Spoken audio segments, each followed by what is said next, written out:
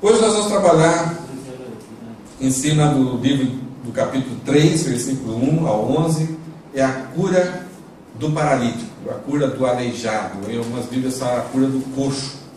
A palavra coxo a gente não usa mais, né? Aleijado a gente usa, paralítico até a gente usa. Esse texto, Lucas escreveu com alguns propósitos. E esse texto está logo após uma situação assim maravilhosa que a igreja estava enfrentando. A igreja foi formada com a descida do Espírito Santo. A igreja tinha um foco que era pregar Jesus, o reino de Cristo. E a igreja começou de 120 mais 1.500, e eu creio que mais a cada dia Deus ia acrescentando. Então de 1.500 já havia um número maior cada dia, e eles se reuniam nas casas. E o Juninho pregou semana passada de como era essa convivência. Eles se reuniam de casa em casa, partiam o pão, celebravam a ceia, tinham temor do Senhor. A sociedade olhava a eles, puxa, mas o que está acontecendo? Tem uma coisa nova, a sociedade está mudando. As pessoas estavam alegres agora. As pessoas andavam na rua, se abraçavam, e os judeus, eles se beijam, eles trocam ósculo do sangue. Então era homem, aquela ranzinzice já estava ficando diferente. E aquela opressão romana já não dominava o humor das pessoas. A situação econômica, a situação política não mudou, mas as pessoas mudaram. Havia alguma coisa diferente. E era alguma coisa assim que impactava, causava, era quase como um filme romântico, onde você esquece da vida. Era muito bonito. E na mensagem que o Juninho pregou, ele falou como que era esse DNA dessa igreja primitiva. Eles perseveravam na fé. Eles tinham um desejo de ouvir dos apóstolos qual que eram os ensinos de Jesus. Eles cultivavam um temor a Deus. Não era simplesmente medo, mas era uma reverência amorosa com Deus. Eles demonstravam um amor fraternal entre eles. E eles tinham uma adoração sincera e genuína. Se você pegar esses 4 pontos, assim, 4 atividades da igreja, elas vão de encontro àquilo que é a missão de uma igreja. A missão de uma igreja, a razão de existir de uma igreja, não é para fazer churrasco no dia 1º de maio. É bom, não é? Se nós tivermos 100 pessoas, que legal, que gostoso que foi, um clima bom. Não é para ir para uma praia. A missão da igreja não é para uma praia, mas foi bom, não foi? Foi gostoso, né? A missão da igreja, a razão de existir de uma igreja, ela é tríplice. Ela tem uma responsabilidade, ela tem uma missão voltada para Deus.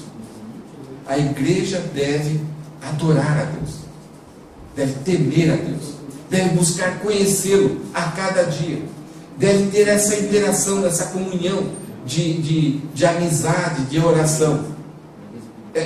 A igreja deve ouvir o que Deus quer dela. A igreja deve se submeter à vontade de Deus e deve se submeter à capacitação de Deus.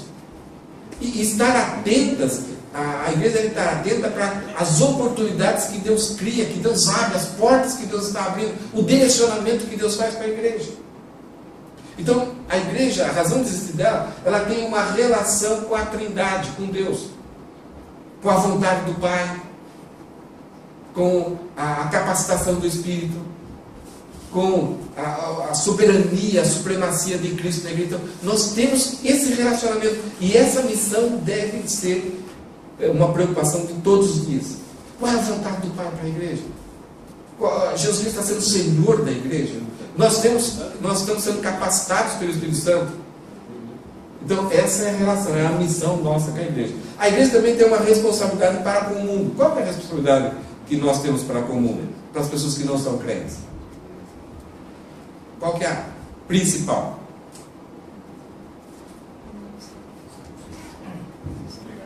Pregar o Evangelho, pregar a salvação, pregar a graça. Isso envolve falar de quem? De Jesus. Quem Ele é, a obra que Ele fez, o que Ele realizou e que Ele vai voltar. Essa foi a mensagem, principalmente de Pedro no início. Pregar o Evangelho. Além de pregar o Evangelho, e o objetivo é pregar o Evangelho, nós devemos demonstrar amor. Então, estar preocupados assim com A igreja não deve ter como foco profundo o fato de resolver todos os problemas materiais da sociedade, mas demonstrar amor, principalmente os mais perto, os que estão mais chegados e os mais próximos, e de repente necessidades assim que são difíceis de se suprir, daquele socorro, sempre com o objetivo de que esse servir à sociedade cause um impacto para que facilite a pregação do Evangelho. Então, aqui no Japão é difícil, você vê uma senhorinha toda lá encurvadinha, com um sacão de lixo na mão, e você pede para poder ajudar ela, ela não deixa. Aconteceu com vocês? Eles não deixam, porque acho que eles se sentem até ofendidos, né? Mas são situações assim de você servir as pessoas, ajudar as pessoas, deixar uma pessoa passar na sua frente, ter um privilégio que numa decisão, a pessoa, por que ele está agindo desse jeito? A igreja aqui da Coreia, eles causaram um grande impacto, tendo criatividade nessa ideia de servir as pessoas. E no país oriental, isso causou muito impacto, estranheza. E as pessoas perguntam: por que você faz isso? O que está acontecendo? Você quer algum dinheiro? Você está querendo alguma coisa em troca? Não, eu só quero servir você. Porque eu quero, se você quiser, eu posso falar do porquê eu sou assim. Por que eu estou fazendo isso? Por quê? Senta aqui, vamos conversar. E aí, eles falavam de quem? De Jesus. A transformação que Jesus fez na vida dele. Então, a igreja tem essa missão para com Deus e essa missão para com o mundo. Mas a igreja também tem uma missão para com ela mesma, que é a capacitação, que é o ensino, que é o aconselhamento, que é cuidar uns dos outros. É uma lista enorme que a Bíblia tem, que usa a palavra em grego alelon, que a tradução é uns aos outros. Confrontai-vos aos outros, exortai-vos uns aos outros, consolai-vos uns aos outros, amparai-vos aos outros. É esse cuidado, orai pelos outros, suportai-vos uns aos outros. Tem hora que tem, né, Jenny? Principalmente a Jenny. A gente tem que suportar, né? A ideia de pensar uns aos outros, essa preocupação, esse cuidado, essa vida de igreja. E a capacitação da igreja, capacitar os seus membros a viverem uma vida melhor e também capacitar a cada um a desenvolver o seu próprio ministério, o seu chamado, o seu dom. Então, essa é a preocupação da igreja, essa é a missão da igreja. Então, resumindo até aqui, principalmente sobre a mensagem que o Juninho pregou, é isso que nós temos na igreja. Então, a igreja vivia isso.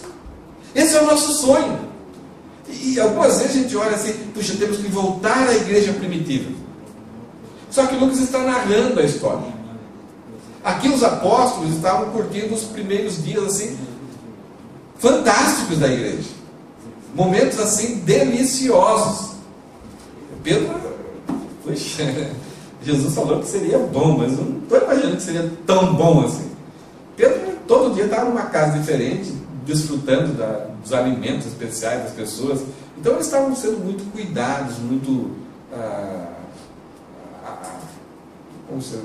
mimados, num certo sentido. Muito trabalho, muita preocupação, mas havia um certo mimo, uma certa preocupação da igreja, e Pedro e os apóstolos estavam curtindo aí. E uma das coisas que acontece, que Lucas relata, dá uma olhada aqui o versículo, capítulo 2, versículo 43.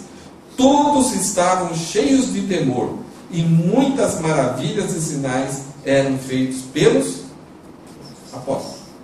Talvez já estavam no número de 2.000 e poucas pessoas.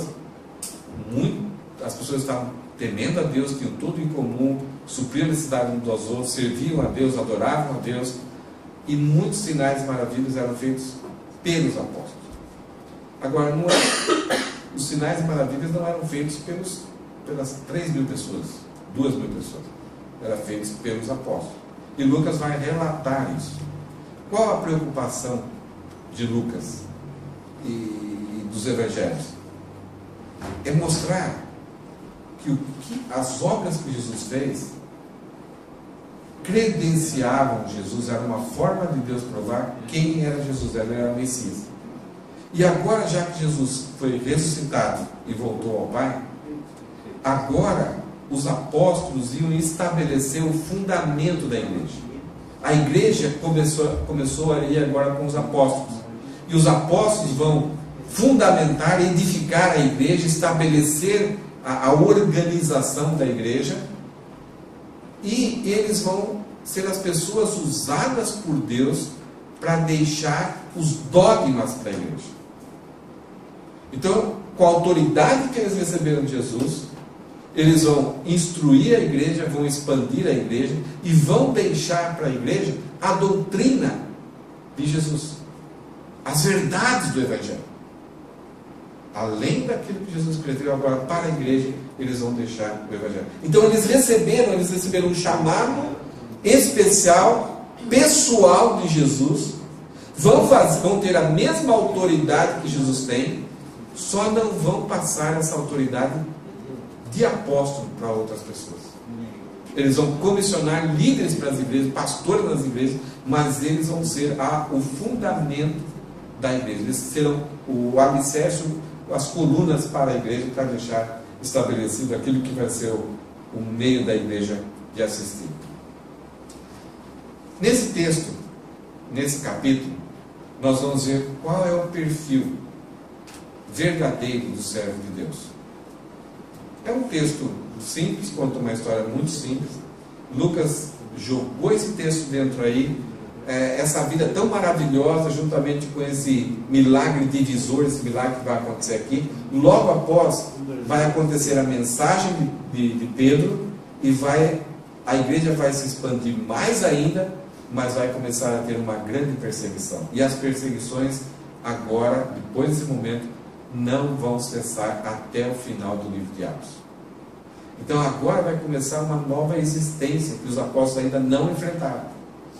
Eles vão ser confrontados, eles vão ser perseguidos, vão ser presos e vão desfrutar do poder de Jesus, a companhia de Jesus, a presença do Espírito Santo, a capacitação do Espírito Santo na vida deles. Mas agora esse milagre vai dividir esse tempo de uma igreja tão gostosa, tão romântica, para uma igreja agora que vai estar na guerra, na luta. Mas antes de descobrirmos o perfil de um verdadeiro servo de Deus, esse milagre ele vai acontecer num local. A cena que nós vamos ver, ela é localizada. Ela é localizada lá no templo.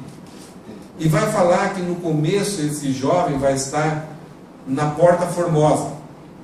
E no final, no último versículo, eles vão para o Pórtico de Salomão. Pórtico? O que é pórtico? Alguém já usou essa palavra? Talvez você já ouviu, mas eu nunca usei essa palavra. Conversando com alguém, eu vou ali para o pórtico. O que é pórtico? É o pendre. Melhorou? Ou piorou? É um tipo de uma varanda. Sabe quando você tem a casa, tem a porta, e você tem uma certa cobertura com algumas colunas, para você ficar mais na sombra quando está chovendo, uma certa cobertura de proteção. Então o templo tinha ao redor muito desses pórticos, e um deles era chamado Pórtico de Salomão, porque Salomão mandou antigamente construir esse tipo de pórtico. Só que esse templo que nós vamos ver aqui não é o templo de Salomão, porque o templo de Salomão foi destruído. E Herodes, para ter simpatia dos judeus, ele não era judeu, ele governava ali, e os judeus eram contra eles. Então, para ele receber a simpatia dos judeus, ele mandou reconstruir o templo, e de uma forma muito maior, muito grandiosa. E ele reconstruiu com várias características do que existia naquela época. Então, primeiro, aqui é uma visão geral do templo. O templo é aquele quadradão ali. Vocês vão ver daqui a pouco, eu vou mostrar uma outra foto, e você, é esse aqui. Ali tem um templo, volta a foto anterior. Toda essa região aí é o templo, lá, aquelas 4 torres lá, é onde Jesus Cristo foi açoitado, era a fortaleza de Antônia, e o pórtico, eles são ao redor interno do templo, sabe, desse pátio grande, assim, essa muralha, ao redor, está vendo aquelas coluninhas ali? Eles eram um alpendre, eram coberturas, as pessoas gostavam de ficar ali, e vários levitas, sacerdotes, escribas, ficavam nesse lugar, formavam grupos e ficavam ensinando. Jesus várias vezes ensinava nesses lugares aí, nessas coberturas. Então reuniam grupos ali, só que Jesus sempre era mais concorrido, se juntavam muito mais pessoas aí. Então tem todos esses portas de Salomão. A Porta Formosa, as pessoas, volta aí, as pessoas não chegam à conclusão. Ela pode ser essa porta externa, está vendo essa rampa aqui embaixo? Tem uma porta aqui. Ela, agora vai para o outro slide. Ela pode ser essa porta aqui, embaixo. Ela pode ser aquela porta ali do meio. Então, uma dessas três portas pode ser, então, a Porta Formosa. Ela foi uma porta doada por um tal de Nicanor. Ele era um judeu alexandrino, muito rico, e ele doou essa porta. Ela era tipo de latão com bronze. Então, ela era sempre bem polida, e quando o sol batia, dava esse reflexo. Então, essas duas portas aqui poderiam ser.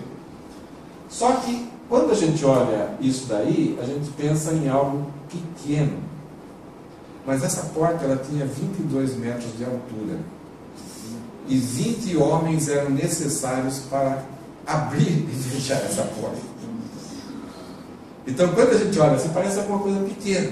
Mas a grandiosidade do templo era algo magnífico. Então, as pessoas estarem nesse lugar, era um lugar muito bonito, muito gostoso. Então, a gente não sabe. Aí, o Porta de Salomão, aí as varandas, o próximo slide vai mostrar isso. Então, são esses lugares onde as pessoas ficavam ali e ficavam protegidas do sol. O sol da Palestina, vocês sabem que é um sol do Oriente. Então, durante o dia é uma coisa terrível. E à noite é muito frio e só se fazem atividades durante o dia. Mas nós vamos ver, então, hoje no texto, qual é o perfil do verdadeiro servo de Deus. Qual é o perfil verdadeiro do servo de Deus? Esse milagre, Lucas faz questão de relatar, por causa que a igreja posteriormente vai enfrentar muitas dificuldades com a introdução de pessoas que se diziam apóstolos.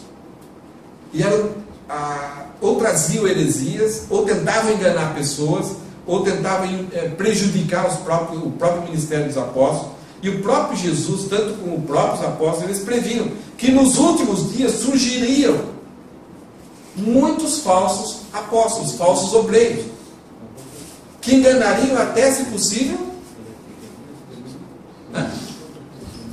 os próprios escolhidos. Então nós, se você é salvo, se você é crente, se você tem uma experiência de salvação com Cristo, nós estamos à mercê de sermos enganados por falsos apóstolos, por falsos cristos, falsos pastores, falsos obreiros, falsos missionários.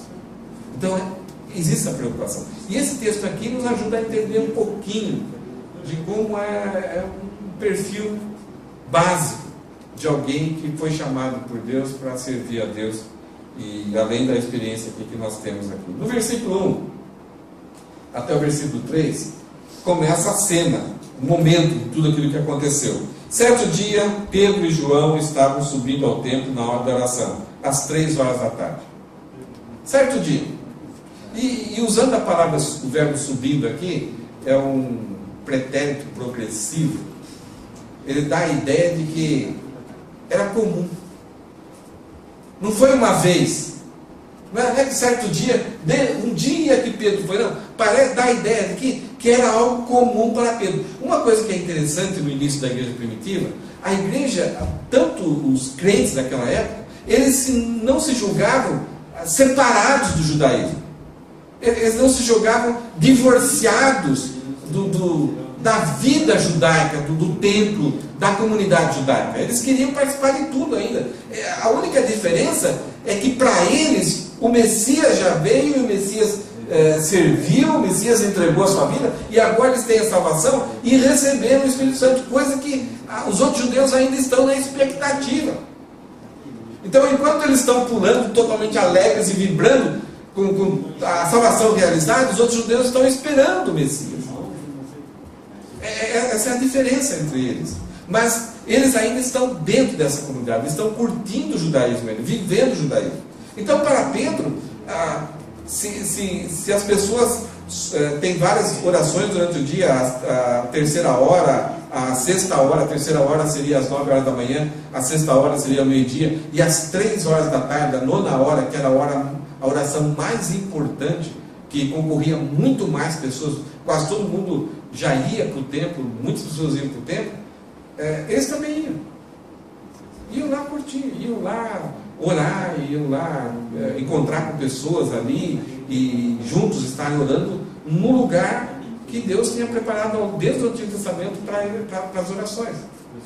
Nessa hora o sacerdote sacrificava e oferecia incenso, era o melhor momento do dia. Agora é interessante, era como hoje aqui no Japão, se você sair e ia às 3 horas da tarde num lugar aberto para orar. E todo mundo concorria para o alpendre, né? Porque era um lugar que tinha sombra. Parece um pouco meio ilógico. Parece que é um horário meio complicado. O ideal talvez seria de manhã ou finalzinho da tarde. Mas esse era o horário para os judeus. Eles acordavam muito cedo, eles faziam suas responsabilidades, e às 3 horas já começava a parar com o serviço, era um horário muito quente, e depois então já começava no finalzinho da tarde, e logo no início da noite já parava quase todas as atividades. Então a vida era diferente deles.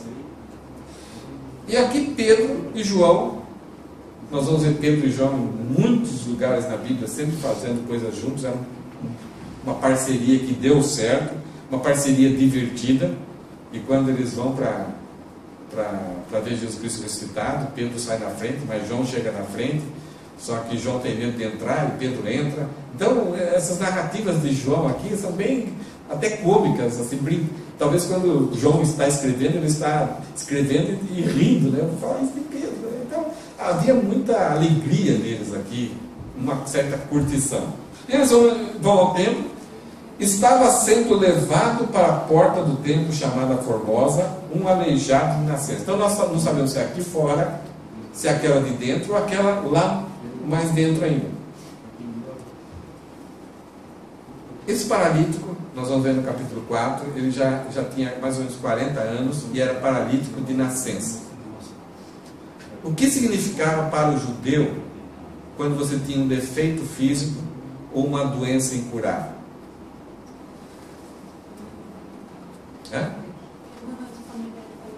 Pecado. Você se lembra lá em João 9?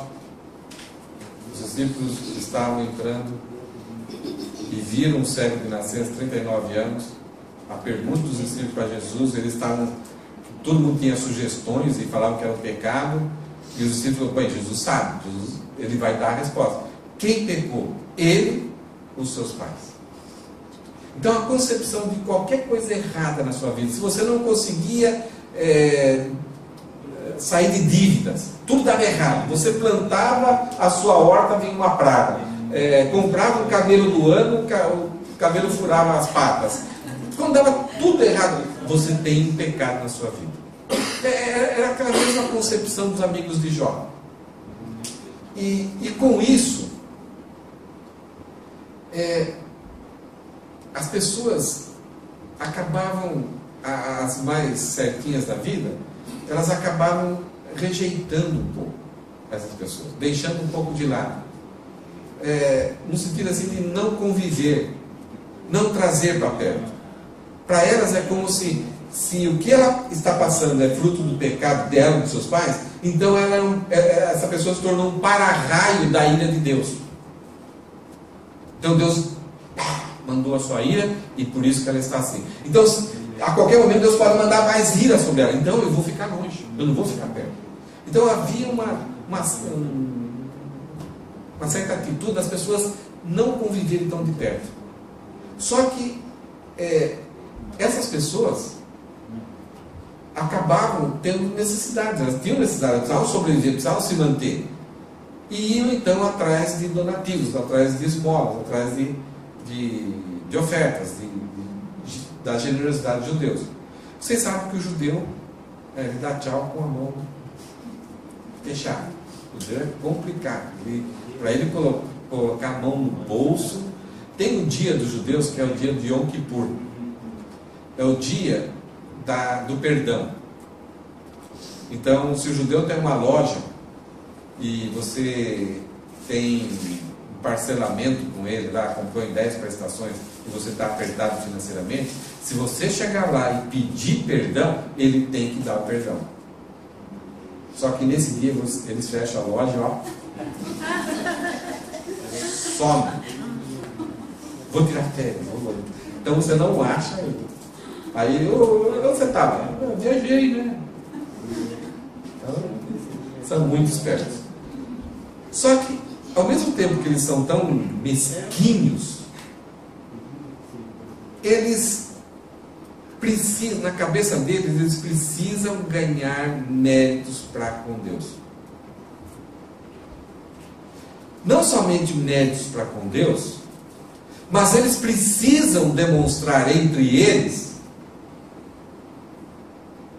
que eles são misericordiosos, são generosos, que eles são bons e eles são. Então, o fato de eles serem ricos e terem propriedades é porque Deus os abençoa. E se Deus os abençoa, então é que eles são bons. Então eles ofertam. Jesus fala aqui que até os fariseus, quando pegavam, havia uma bandejinha, mas era de metal, e quando eles iam lá com as ofertas, eles pegavam, trocavam o máximo possível em moedas para chegar lá e fazer muito barulho. Porque ali, então, cada barulhinho daquilo lá era um crédito que eles recebiam de Deus na conta deles. Então, os deficientes físicos, os doentes, os leprosos, iam para esses lugares pedir esmolas, porque era um lugar estratégico, porque tanto judeu, ele daria essa esmola. Porque se ele está indo lá para servir a Deus e passasse sem dar uma oferta para essa pessoa, ele está demonstrando que ele não tinha o caráter de Deus. Então, era uma oportunidade tanto para o paralítico receber dinheiro, mas também o aleijado era uma oportunidade para o judeu ganhar crédito para com Deus. Então, os dois estavam ligados. Havia 3 lugares que as pessoas pediam esmolas. O primeiro lugar, na porta dos ricos. Você lembra de alguém assim? Lázaro. Lázaro está na porta do rico, e o rico saía dali, então era uma forma, né, de cobrar. Nas ruas, as ruas mais movimentadas, e nessas entradas desses lugares estratégicos do templo. Esse aleijado de nascença, ele era levado ali todos os dias para pedir esmolas que entravam no templo. Vendo que Pedro e João iam entrar no templo, pediu-lhes esmola. O que ele fez? O que esse aleijado fez aqui? Ele confrontou Pedro e João. Quando ele viu, esse é o cara que pregou, esse é o cara que falou de Jesus, falou tudo isso, que Deus amou o mundo e tudo isso, aquilo. Dá uma esmola a você também. Já que você vai entrar e adorar, então eu estou aqui, você vai passar sem me olhar? E os judeus, quando davam esmola aqui, muitas vezes davam esmola, mas não queriam perder tempo, não. Eles davam e saíam todos contentes que eles cumpriram a sua missão e a conta deles com Deus já foi aumentada. Então, o que acontece aqui é que nessa situação, nós vamos ver que Pedro e João, eles são muito sensíveis às necessidades reais das pessoas. O que aquele jovem, qual é a necessidade desse jovem? Ele era levado, ele é um aleijado de nascença, ele é levado todo dia para as pessoas, ele pede esmolas para Pedro e João. Qual é a necessidade dele? Na cabeça dele? Preciso de esmola. Eu só preciso disso. Então, o servo de Deus, uma pessoa que foi chamada por Deus para servir, no caso do apóstolo aqui, eles acabam olhando para o mundo além do que o mundo consegue enxergar de si próprio. Então, quando você olha para as pessoas do mundo, as pessoas dizem que eu preciso de diversão, eu preciso de entretenimento, eu preciso de um carro, eu preciso de uma casa, eu preciso de uma família. Mas o servo de Deus, a pessoa que é chamada por Deus, olha para as pessoas de forma diferente, que aquilo que elas realmente precisam, está muito acima da mesquinhez, da simplicidade, do materialismo delas. Eu vou ser feliz quando eu tiver isso, eu vou resolver o meu problema quando acontecer isso. Nós que somos servos de Deus, olhamos para pessoas de forma diferente. Nós sabemos qual é o real problema dela. Eu estou tão ansiosa. Nós sabemos qual é o problema da ansiedade. Eu estou com medo. Nós sabemos qual. Eu estou tão feliz porque eu consegui um emprego novo. Nós sabemos a real necessidade dela, que isso vai frustrar ela daqui a pouco. Então, o que nós vamos ver nessa história é que o verdadeiro servo de Deus é aquela pessoa que tem um conceito, uma compreensão exata das necessidades da humanidade.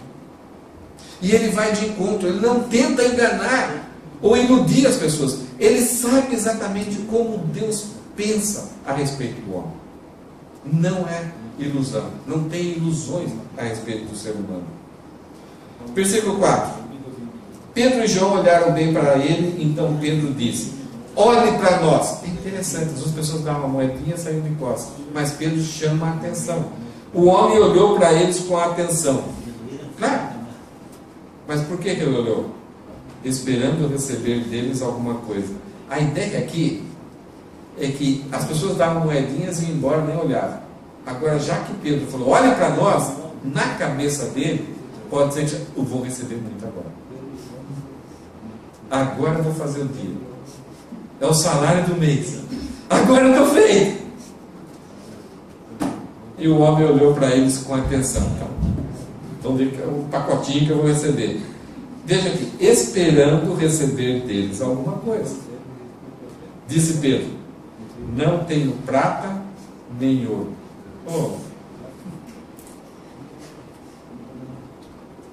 Segundos aqui, essas palavras de Pedro fazem muito significado. Não tenho prata nem ouro. Por que você está querendo que eu olhe então para você? Mas Pedro diz: mas o que tenho, isto lhe dou, em nome de Jesus Cristo, o Nazareno, ande. Essa é a autoridade que os apóstolos receberam. E aquilo que eles realizaram atestou a autoridade que eles têm para ensinar e deixar escrito aquilo que nós devemos seguir. Pedro tinha experiência nessa área.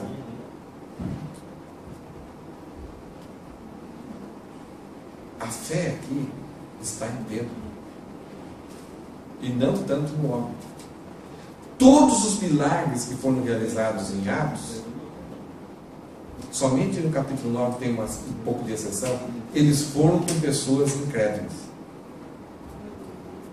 Os milagres, eles visavam causar um impacto e atestar a chegada ali, a autoridade do apóstolo, e era sempre o incrédulo. Só no capítulo 9 que ali tem uma diferenciazinha.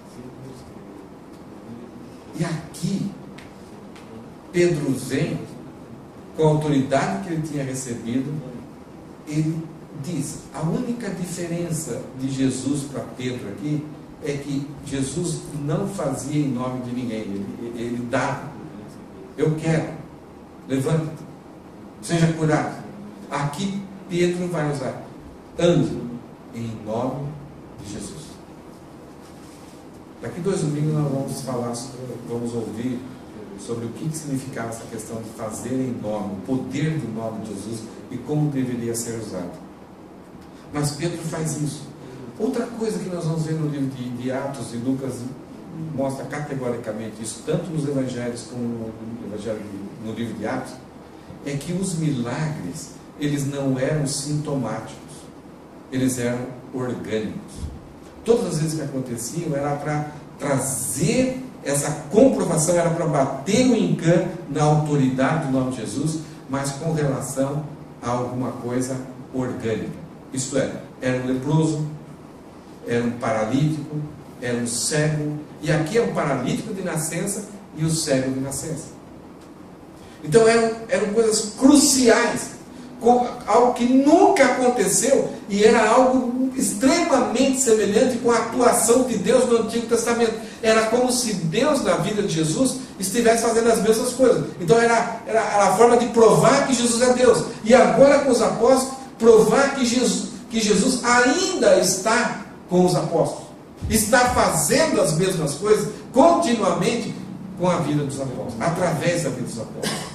Então a semelhança dos milagres que vão acontecer é para isso, para comprovar que Jesus e a autoridade do nome de Jesus está vivo, ressurreto, e ele tem autoridade sobre todas as coisas, comprovando a autoridade dos apóstolos. Uma coisa que nós vimos então, além dessa sensibilidade de ver a real necessidade das pessoas, e Pedro ficou puxando, cara, desculpa, eu não tenho dinheiro aqui, ó, fica para outra, tá? Não, ele sabia a necessidade. Ele mudou as limitações desse paralítico e agora criou novas possibilidades, coisa que já há 40 anos ninguém fez isso por ele. O máximo que as pessoas faziam talvez era dar um lanchinho, um copinho d'água e algumas moedas, e um dia era mais, outro não. Nos momentos de festa ele recebia muito mais, talvez podia até tirar uns dias aí de folga. Mas agora Pedro mudou a vida dele, tirou as limitações. Agora ele não precisa de ninguém mais para o carregar, e criou novas possibilidades: trabalho, serviço, movimentação. A vida dele foi transformada. Talvez alguns hoje paralíticos não gostariam disso. Eu penso, minha filha agora tem que trabalhar agora. E olha só, além da abnegação e fé, o servo de Deus ele tem a humildade.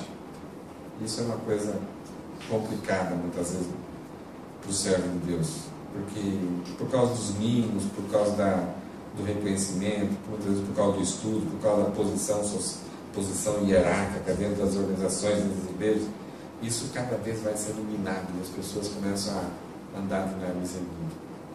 E é a luta de todo servo de Deus nessa área.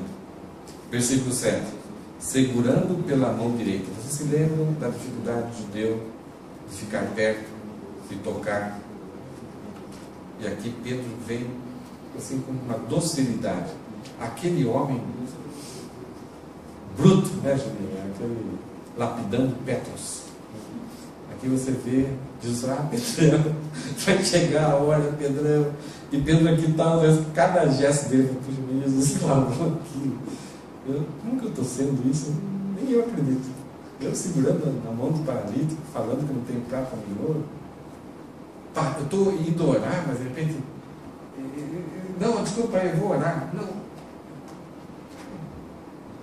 Então Pedro começa, ele está percebendo que algumas mudanças na vida dele estão acontecendo que nem ele está acreditando. Acho que vocês já passaram por isso.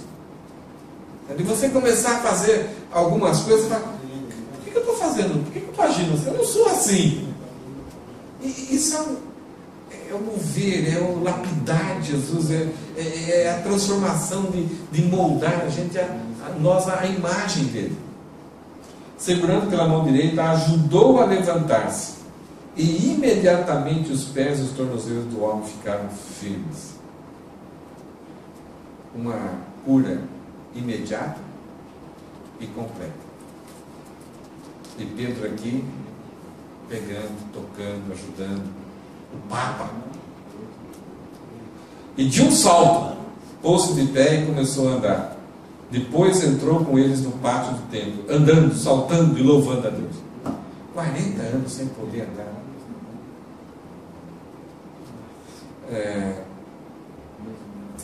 Me falaram de um pastor lá de Belo Horizonte, Betinho, que ele pregava assim muito entusiasticamente, mas usava de forma errada a voz. E constantemente ele ficava com rouquidão e tinha problemas na voz. Até que chegou um momento que ele criou tantos calos vocais na voz que o médico proibiu ele de pregar, de falar, e ele nem podia falar em casa.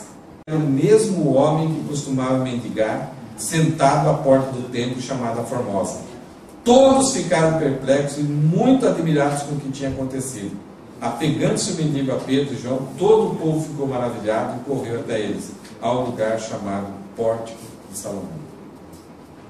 Então a atuação do servo de Deus, os resultados, o ministério, os objetivos da vida dele, deve ser sempre glorificar a Deus.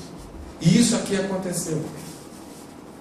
Esse jovem correndo, pulando, as pessoas ficaram impactadas e até na próxima mensagem eles vão olhar para Pedro de forma diferente e Pedro vai dar uma confrontada na multidão, porque alguns começaram a olhar para Pedro de forma diferente. Então, nessa atuação aqui, nesse momento, Deus estava sendo louvado. Então, quando pessoas que servem a Deus e querem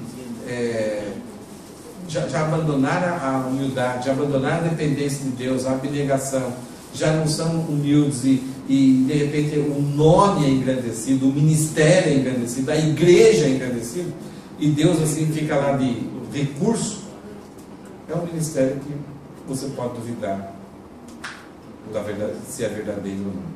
E aqui a atuação de Pedro levou Deus a ser louvado e engrandecido. Por que nós vimos esses detalhes?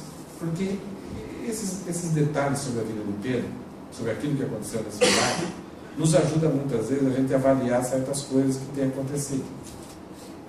Por exemplo, algumas vezes nós encaramos irmãos de outras igrejas, de outros grupos, vocês lá, nós aqui. Nós temos uma facilidade de rejeitar. Não, vocês são de outro grupo.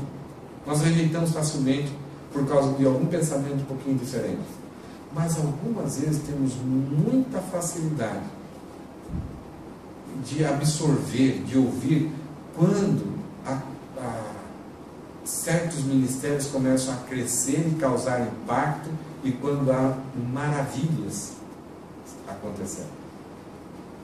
Então, por causa de poucos detalhes, nós rejeitamos alguns grupos e algumas vezes temos facilidade de aquele é de Deus, olha o que ele está fazendo, olha o poder que ele está fazendo, olha a grandeza desse ministério. Vamos, só para terminarmos, vamos olhar algumas advertências que nós vimos. Se vocês quiserem, depois eu posso passar até mais. Mas em Mateus 24, Jesus fala o seguinte: nos últimos dias haveriam numerosos falsos profetas, surgirão e enganarão a muitos. No versículo 24 ele fala assim: pois aparecerão falsos cristos e falsos profetas, que realizarão grandes sinais e maravilhas, para, se possível, enganar até os eleitos.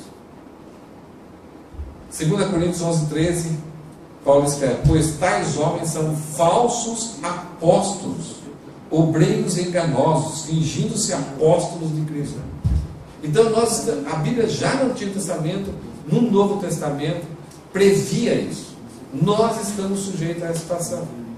Então precisamos saber exatamente o que a Bíblia deixa para nós como perfil de uma pessoa que é verdadeiramente servo de Deus. Aqui nessa experiência do coxo, do analítico, nós tivemos essa experiência com Pedro. E aí temos essas exortações. 1 João 4:1. Amados, não creiam em qualquer espírito, mas examinem os espíritos para ver se eles procedem de Deus, porque muitos falsos profetas têm saído pelo mundo. Qual é a característica, normalmente, do falso profeta? Ele não vai dizer para nós qual é a nossa real necessidade. Ele vai colocar para nós que nós devemos ser grandes, nós somos importantes. Então, ele nunca vai tratar da questão da humildade. E ele vai sempre colocar que você tem que estar em evidência. Então, ele vai trazer para você aquilo que o nosso coração gosta. Vai de encontro exatamente com aquilo que eu sempre quis. Quando você fala com uma pessoa assim: sabia que Deus te ama? Muitas vezes a pessoa gosta porque vai dizer: que bom, eu também me amo. Que bom que Deus me ama também. Mas a real necessidade da pessoa é: Deus está irado com você. Essa é a real necessidade que a pessoa precisa ouvir. E Ele providenciou o meio dessa ira sair de sobre você. É necessário você crer, é necessário você se arrepender do estilo de vida, do modo de vida que você levou até agora. Então, esse é o alerta e a nossa preocupação hoje. Como está sendo difícil nos nossos dias? E vai ser mais difícil ainda durante a tribulação, onde a besta e o falso profeta vão fazer maravilhas e a humanidade toda vai aceitar de olhos fechados o sinal da besta. Mas Paulo fala que o mistério da iniquidade já opera. O mistério da enganação já opera. E um dos objetivos de Satanás não é criar outras coisas, mas é falsificar aquilo que é de Deus. Então, o que nós vemos hoje no perfil do servo de Deus? Como Pedro, aquela pessoa que serve a Deus, ela é sensível a reais necessidades das pessoas. Ela não vem trazer ilusão, não vem trazer engano, não vem mimar o ego. O verdadeiro servo de Deus, ele é abnegado. O objetivo dele não é enriquecer, se tornar-se poderoso. E o recurso que ele usa é exclusivamente a fé. O servo de Deus, ele trabalha na questão da humildade. Ele se relaciona. Ele não vive à parte das pessoas. Ele não cria o papamóvel. Hoje você vê pessoas que estão em alguns ministérios que eles não ficam em qualquer hotel. Eles andam com segurança. Eles não tocam pessoas. Eles são ungidões e precisam manter-se lá em cima. Não bate. E a atuação de todo servo de Deus, Deus tem que estar sendo glorificado. A palavra doxológica aqui é glorificação. É Deus ser glorificado. Então, isso aqui são 4 características daquilo que a gente vê no perfil. É aquilo que nos facilita para nós reconhecermos se alguém é de Deus ou não. E também serve para nós. Para mim, que sou servo de Deus, se em alguma dessas áreas eu estiver vacilando, chega para mim, pastor. Você lembra que você pregou? Queria te lembrar. Eu já vou entender rapidinho. Isso é para nós, para todos nós.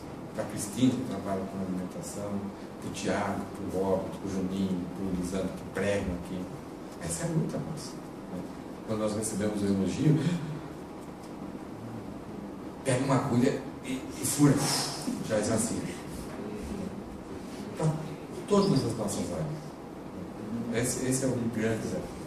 Nós ainda estamos com a natureza pecaminosa. Nós temos facilidade de sermos enganados e nós temos facilidade de enganar. E temos facilidade de caminhar por um caminho que não agrada a Deus. Amém? Uma das coisas que a gente aprende aqui nesse texto é que Pedrão, aquele que não queria lavar os pés, agora pega, toca, levanta. Aquele que queria saber as razões, agora nem pergunta, não está nem aí se o coxo, o passado do coxo, como foi a gravidez do coxo, se a mãe teve algum desejo, não foi cumprido, como foi a vida histórica do avô, do bisavó do coxo que trouxe alguma maldição hereditária. Não, levanta e anda.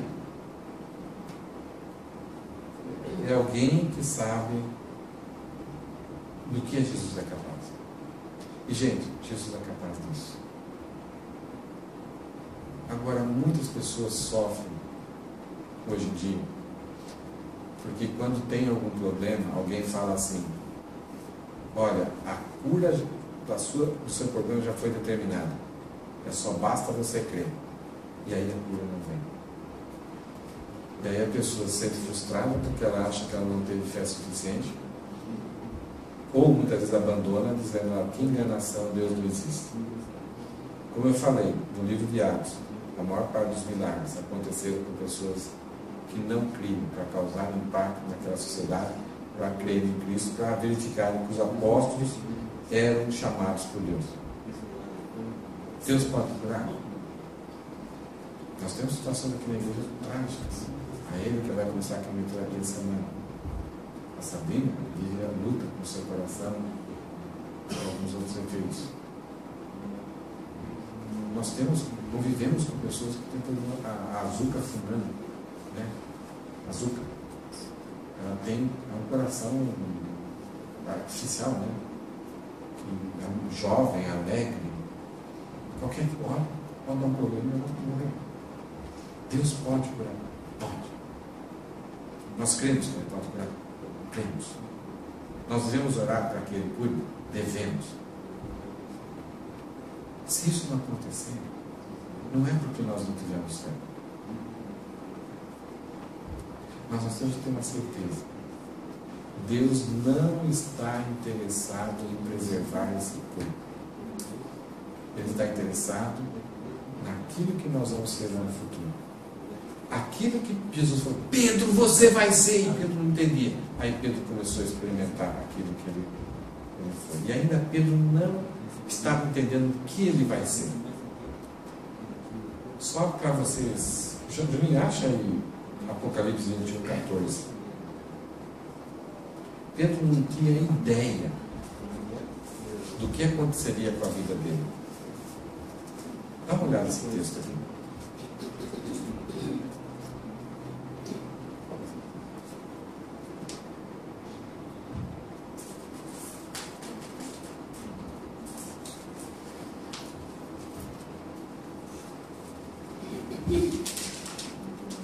Está falando da Nova Jerusalém. O muro da cidade tinha 12 fundamentos, e neles estavam os nomes dos 12 apóstolos do Cordeiro.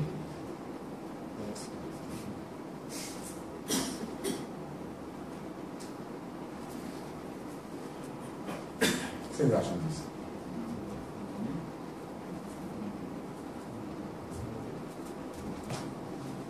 A Nova Jerusalém, que vai ter 2.200 metros de altura, de comprimento e de largura, tinha 12 fundamentos.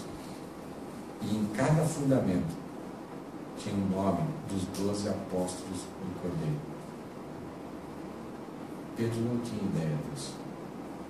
E nós não temos ideia ainda do que nós vamos ser em Cristo na eternidade. Isso basta. Por isso que Paulo, ele tinha uma doença, ele pediu para Deus, Deus falou assim, a minha graça te basta, Paulo. E aí Paulo chegou um momento da vida dele, quando ele estava na prisão, ele falou assim, para mim, o viver é Cristo. E o morrer, em espanhol, é ganância. Você sabia isso, Luciana e Rafael? Ganância para nós é uma palavra ruim, né? Ganância é a pessoa que quer tudo para ela. Mas em espanhol é lucro. Ganância. E nós vamos ter isso em Cristo. Nós vamos estar lá com um corpo novo, 1,80 m de altura, fininho, jogando bola com o Thiago, dando zolé no Thiago, lutando taekwondo com o outro Thiago.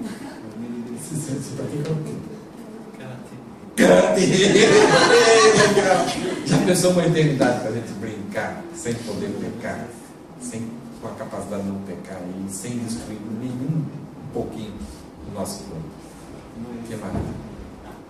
Enquanto estamos aqui, tudo que fizemos é para a glória dele, para a honra dele. Se ele quiser glorificar o seu nome através de trazer uma cura para nós, será bem-vindo. Nós vamos agradecer muito. Se ele não quiser, vamos lutar para manter-se perseverante e engrandecer o nome dele ainda mais. E quem sabe, os fundamentos, o alicerce, não dá para colocar nome lá mais. Mas ele falou que vai escrever os nossos nomes nas colunas do templo. Ele vai escrever os nossos nomes nas colunas do templo de Deus. no alpendre, no pórtico celestial. Amém?